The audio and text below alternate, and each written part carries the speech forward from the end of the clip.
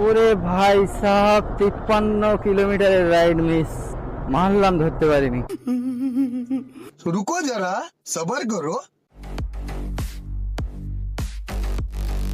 তো গাইজ, আজকের ভিডিওতে তোমাদের সবাইকে সুস্বাগতম। আর আমি এমডি রকি, আর তোমরা দেখছো SRR rider blog. Guys, time হচ্ছে 5:37, আর 20 মিনিট পরে এখন একটা রাইড পেয়েছি। যাবে কোথায় জানো ভাই? যাবে হচ্ছে নিমতার ওইদিকে। এখন কিছু করার নেই ভাই, যা সামনে আসছে ওইটা নিয়ে এখান থেকে বেরিয়ে যেতে হবে, কারণ এর নাম হচ্ছে ভাই বারাসাত।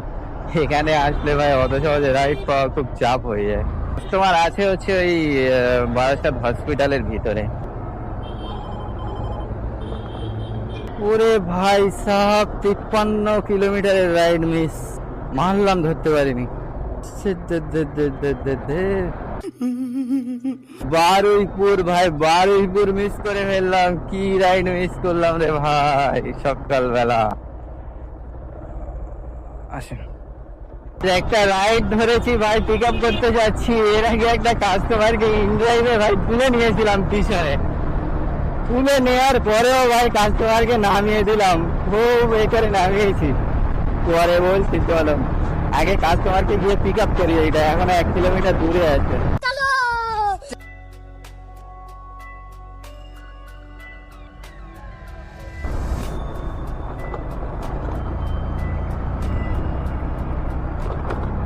ও কত ভাড়া কত দেখিয়েছে ওটা? হ্যাঁ হ্যাঁ 589 টাকা। ঠিক আছে, না বসো। কোন জায়গায় বললো? ওটার পাশে 3 কিলোমিটার। তাহলে এই রাইডটা এখানে কমপ্লিট করে দিচ্ছি। হ্যাঁ, এই 3 কিলোমিটারের টাকাটা এক্সট্রা দিয়ে দেবেন, কালেক্টেড করে দেবেন। চলেন বসেন। ঠিক আছে ঠিক আছে। ওরে ভাই, দাদা তো পেমেন্ট করে দিয়েছে 680 টাকা। 40 বলতে গিয়ে 80 মারলো নাকি? যাক, ভালোই হলো। 40 টাকা দেবে বলছে, কিন্তু 680 টাকা দিলে ভুল করে দিল কি কি আমি বুঝতে পারলাম না। যাই হোক, যা এসছে ভাই ভালোই হয়েছে। এখন কথা হচ্ছে আগের দিকে যাই, গিয়ে দেখি নেক্সট এখান থেকে কোনো রাইড পাওয়া যায় কিনা। এই রাইডটা নেওয়ার সময় ভাই কত কীর্তি না হয়েছে, কি হয়েছে চলো একটু খালি দিকে যাই, তারপরে বলছি। তো যত আজকাল মনে হয় ভাই বারুইপুরেই চাষ হয় নাকি?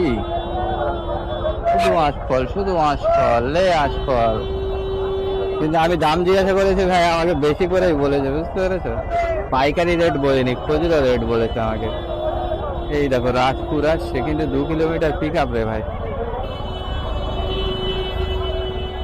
ও ভাই কি গরম হচ্ছে, জ্যামের মধ্যে পড়েই গরম লেগে গেছে। তো এই রাইডটা যখন নিয়ে আসি ভাই, এই রাইডটা ছিল 53 কিলোমিটারের রাইড, আর এটা র্যাপিডো থেকে এসেছিল। যখন ভাই প্রথম রাইডটা এসছে, আমি তখন ইনড্রাইভে অলরেডি একটা কাস্টমারকে পিক আপ করে নিয়েছি। যাবে হচ্ছে নিমতা, 12 কিলোমিটার 99 টাকা ভাড়া দেখাচ্ছিল, 120 টাকা বলেছি, তো 110 টাকা দেবে। তাই বলি তাই নিয়ে বেরিয়ে যাই। বারাসাত থেকে পাওয়া তো ভাই যায় না। এইবারে যেই কাস্টমারকে ভাই পিছনে বসিয়েছি, তার আগে এই রাইডটা একবার এসেছিল, তখন আমি ধরতে পারিনি। 2 কিলোমিটার পিক আপ ছিল। তারপরে দেখি আবার এসছে কাস্টমারকে, তখন অলরেডি আমি পিক আপ করে নিয়ে পিছনে বসিয়ে নিয়েছি। সবে কাস্টমারকে নিয়ে বার হয়েছি, আর দেখি এই রাইডটা আবার এসছে, আর ধরে ফেলেছি আমি। যেই ধরে ফেলেছি, এবার আমি ভাবছি এই কাস্টমারকে নামাবো কি করে। এই এতদিন কাজ করছি প্রায় 3-3.5 বছর, এর মধ্যে আমি কোনোদিন এরকম কাস্টমারকে তুলে বিনা কারণে আমি নামাইনি কাস্টমারকে। এইবারে আমি খালি ভাবছি কি করে কাস্টমারকে নামানো যায়, কি করে কাস্টমারকে নামানো যায়। এই যে আমার এই স্টার্ট অন অফের সুইচ, এটা করে দিয়েছি বন্ধ দিয়ে। এইবারে গাড়ি এরকম পেলার ছাড়তে ছাড়তে যায়, স্টার্ট হচ্ছে না কেন, এরকম হচ্ছে কেন? হ্যাঁ, এই বলে দাঁড়িয়েছি আমি। এখন গাড়িটা ঠিক না করলে তো যেতে পারবো না। তো বললো আচ্ছা ঠিক আছে, বললো তাহলে আপনি ক্যান্সেল করে দেন। আমি এবার ক্যান্সেল করে দিলাম, দিয়ে দাদা এদিকে নেমে চলে গেল, আর আমি এদিকে গাড়ি নিয়ে চলে এসেছি পিক আপ করতে। কিন্তু এটা আমার ভুল অবশ্য, এরকম করতে নেই কোনো কাস্টমারের সাথে। কিন্তু এমনই পজিশন, ওখান থেকে আমি বারাসাত থেকে বড় রাইড পাচ্ছি, আর বারাসাত থেকে এক পাওয়া যায় না। আর এখন যে মার্কেটের পজিশন, বড় রাইড তো ভাই ছাড়া যাবে না। সেই জন্য বাধ্য হয়ে ওইটা নিয়ে নিলাম, নিয়ে ওই কাস্টমারের সাথে এরকম এই খারাপ ব্যবহারটা আমাকে করতে হয়েছে। এরকম করা ঠিক না, কিন্তু ভাই পরিস্থিতি এখন মিথ্যে কথা বলাচ্ছে, বুঝতে পেরেছো? এমন রাইড ভাই সামনে এসছে, সে মিথ্যে কথা না বললেও উপায় নেই। চলো দেখি এখান থেকে নেক্সট কি রাইড পাওয়া যায়। 7:30 বাজে, এখানে কতক্ষণ ওয়েট করতে হবে ভাই ঠিক নেই। চলো ভাই 9:12 বাজে, আর এখনই একটা র্যাপিডোতে রাইড ধরলাম। আবার যাবে হচ্ছে, এই দেখো র্যাপিডোতে ধরেছি আর এবারে ওলায় আসছে। এটা যাবে হচ্ছে অ্যাগ্রোপলিস মলের ওখানে, ওই জন্য নিলাম না, ওই দিক দিয়ে আবার পাওয়া যেতে পারে। কিন্তু কাস্টমার বললো শেরউড এস্টেটের হচ্ছে মেন গেটে যেতে। মেন গেট ভাই কোথায় আমি কি করে বলবো? আচ্ছা, শেরউড এস্টেটের মেন গেট কোনটা বলতে পারবে না? ওই দেখো ভাই, রাইড এদিকে ক্যান্সেল মারলো আর আমাকে র্যাপিডো করে দিল সাসপেন্ড। এই দেখো 100 টাকা দিচ্ছে, ওই আশায় বসে থাকো এখন তুমি র্যাপিডো বাবা। ওটার থেকে একটা ধরেছি দেখো, এই যে 226 টাকা যাবে হচ্ছে সুলাঙ্গিরি হাতিয়াড়া, ওই গৌরাঙ্গ নগরের ওইখানে।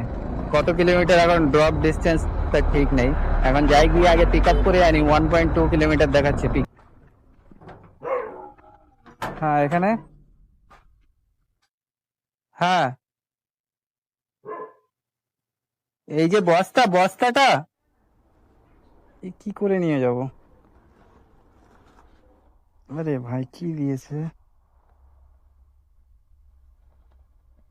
কাঁঠাল, কি অবস্থা রে ভাই। হ্যাঁ পেয়েছি।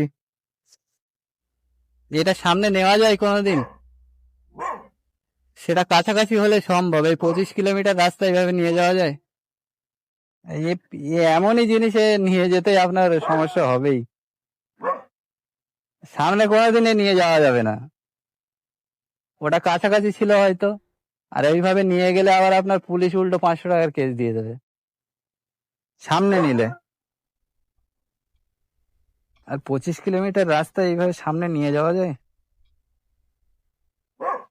আর এমনি সামনে করে যদি নিয়ে যায় উল্টো আর অ্যাক্সিডেন্ট হওয়ার ভয় বেশি। এইসব জিনিস আপনার ডেলিভারি এইভাবে হয় না, হয় প্যাকিং আপনার কার্টুন টার্টুনে প্যাকিং করে দিলে একরকম কোনো সমস্যা হয় না। ধরে ফেলেছি, চলে এসেছি বলে নিয়ে যাচ্ছি।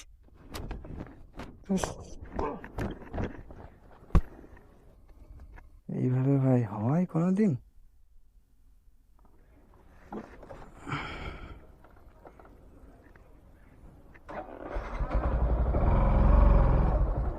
পার্সেলের নিয়ম হচ্ছে ভাই 20 কেজির মধ্যে থাকতে হবে, 20 কেজির মধ্যে যা পারবে কাস্টমার ঢুকিয়ে দেবে, বুঝতে পেরেছো? ভাই 20 কেজির ভিতরে আছে মানে আমার যা ইচ্ছা হবে আমি তাই দিয়ে দেবো। পচা কাঁঠাল কি কাঁঠাল কি জানি, সেই সব একেবারে ঢুকিয়ে দিয়েছে। কি করবে ভাই, কিচ্ছু করার নেই, এখন আমার আগে নিয়ে যেতে হবে। এইদিকে একে তো কিছু পাচ্ছি না, আর নিলাম ভাই একেবারে কাঁঠাল। আরে ভাই 30 টাকা করে কাঁঠালের দাম, ওই দিক দিয়ে কিনে নে ভাই। তোর কে বলেছে 226 টাকা দিয়ে বুকিং করে নিয়ে যেতে? 25 কিলোমিটার রাস্তা 226 টাকা পেয়ার দেখিয়েছে, কি বলবে বল? কাঁঠাল আমি অত সহজে নিয়ে যাচ্ছি না, একটু লেট করেই নিয়ে যাবো। দেখি কোনো প্যাকেজ পাওয়া যায় কি, ওইভাবে পাওয়া যাবে বলে মনে হয়? 25 কিলোমিটার ওই একই রাস্তায় প্যাকেজ পাওয়া খুব চাপ। আজকে যা হচ্ছে ভাই বৃষ্টিটা কি বলবো। আজকেই আনিনি আমি রেনকোট, আর আজকে যত বৃষ্টি একদম পুরো ঢেলে দিচ্ছে। কাঁঠাল খালি গাড্ডায় পড়ে আর স্লিপ খেয়ে আমার সেই গার্ডারের দড়ি সাইড হয়ে যায়।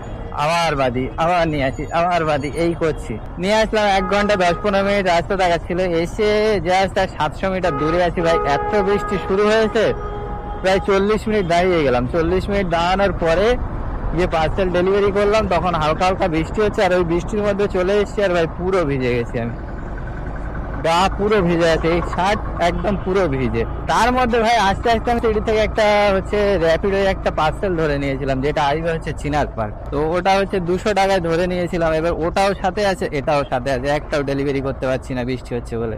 আর বৃষ্টি হলো, প্রথমে কাঁঠালটা ডেলিভারি করলাম। 25 কিলোমিটার রাস্তা 226 টাকা দেখিয়েছে, লাস্ট 250 টাকা দিয়েছে। যে রিসিভ করলো বললাম 250 টাকায় দেখিয়ে দিয়েছে। এইবারে র্যাপিডোর পার্সেলটা নিয়ে আসছে, ওর ভিতর দিয়ে দেখাচ্ছে ওই কি বলে হাতিয়াড়ার ভিতর দিয়ে রাস্তা দেখাচ্ছিল। ওইদিকে ঢুকলাম আর দেখি পোর্টারে আবার বেজেছে কোথায় না মধ্যমগ্রাম। ধরলাম, দেখি 169 টাকা ভাড়া দেখাচ্ছে। আমি বলি এর মধ্যে দিয়ে মধ্যমগ্রাম এত শর্ট রাস্তা কি করে? আরে ভাই সেই রোহান্ডা ফোন্ডা হয়ে এর ভিতর দিয়ে রাস্তা দেখিয়েছে, 14 কিলোমিটার রাস্তা দেখিয়ে তাই ভাড়া দেখিয়েছে হচ্ছে 169 টাকা। ওটা এবারে 200 টাকা দেবে বললো। 2 কিলোমিটার পিক আপ, 2 কিলোমিটার ভাই পিক আপ করতে চলে গেছি, কারণ ওই দিক দিয়ে পিক আপ করলে আমি আবার দেখছি চিনার পার্কে আসতে ভেতর দিয়ে শর্ট হবে, গিয়ে এই যে এই পার্সেলটা দিল, এই যে এইটা পিক আপ করে নিলাম, নেওয়ার পরে এই এখন এই যাচ্ছি এটা ডেলিভারি করতে। মধ্যমগ্রাম যখন পেয়েছি আমি তখনই ঠিক করে নিয়েছি যে ওই দিক দিয়ে আমি বেরিয়ে যাব, আর আজকে আর কাজ হবে না, যা বৃষ্টি হচ্ছে। এক তো সকালে বারুইপুরে গিয়ে ভাই ফেসে গেলাম, ওখান থেকে রাইড তো পাচ্ছিলামই না ঠিকঠাক মতো, অনেক কষ্ট করে তো পেলাম ওই কাঁঠাল। এটা কাঁঠাল তুমি কি করে বাঁধবে বলো, ওর একদিকে গোল, একদিকে লম্বা, একদিকে মোটা, একদিকে সরু, যেইভাবে বাঁধো না কেন ভাই ওই রাস্তার গাড্ডায় পড়বে আর ওই আবার ঢিলা হয়ে যাবে, ওই তাই হচ্ছিল। তারপরে যাই হোক করে কষ্ট মষ্ট করে নিয়ে আসলাম, ভাগ্যের সাথে র্যাপিডোর পার্সেলটা পেয়েছিলাম, ওই জন্য একটু কর্তা হলো। তারপর আবার আস্তে আস্তে আবার একটা নিয়ে নিলাম হচ্ছে মধ্যমগ্রাম। চলো মধ্যমগ্রামে যাই, গিয়ে পার্সেলটা ডেলিভারি করি, তারপরে টোটাল কত কি আর্নিং হয়েছে তোমাদেরকে দেখিয়ে দিচ্ছি।